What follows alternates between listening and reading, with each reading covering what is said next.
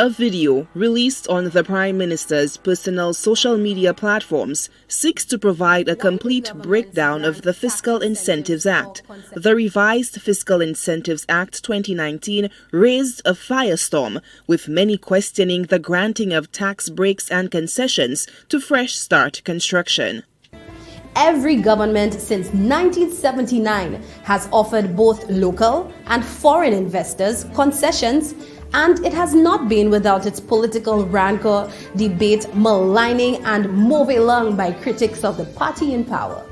It is important to note that governments across the political divide have employed transparency, simplicity, stability, and certainty in the application of concessions and incentives over the years, which have been guided by the Fiscal Incentives Act of 1974. Managing Director of Jn Marie and Sons, Everistus Jn Marie, is one of those who have questioned the validity of the approval of fiscal incentives to Fresh Start under Statutory Instrument number 119.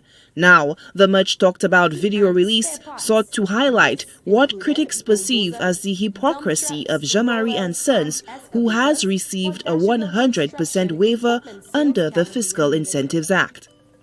Jn Marie and Sons also benefited with a 100% waiver on customs duties when they were setting up their LPG cooking gas operation in St. Lucia.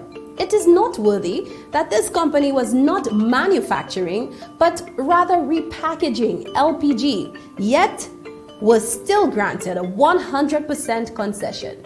Newsforce sat down with Jn Marie on Thursday, 20th August. He thinks that the Alan Chastney-led administration is attempting to distort the facts. And that's why I stand very firm against this.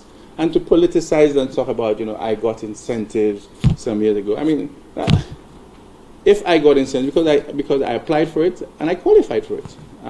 So to say I got it and so somehow if somebody else got it, then I shouldn't have anything to say. It's foolishness. My issue is those who are getting it now are getting it outside the confines of the law.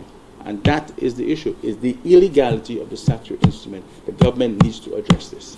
Jn Marie argues that Fresh Start Construction Company fails to meet the prerequisites of a professional service in order to qualify for the suite of concessions received under the revised Fiscal Incentives Act. He is accusing the government of casting a wide net to facilitate the business.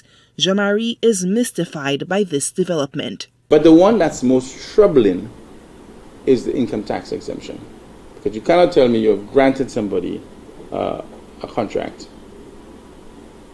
and then when the time comes to pay the dues to society, you say, am I going to exempt you? What's the motivation for doing that? When the government is running low on funds, why were you doing that?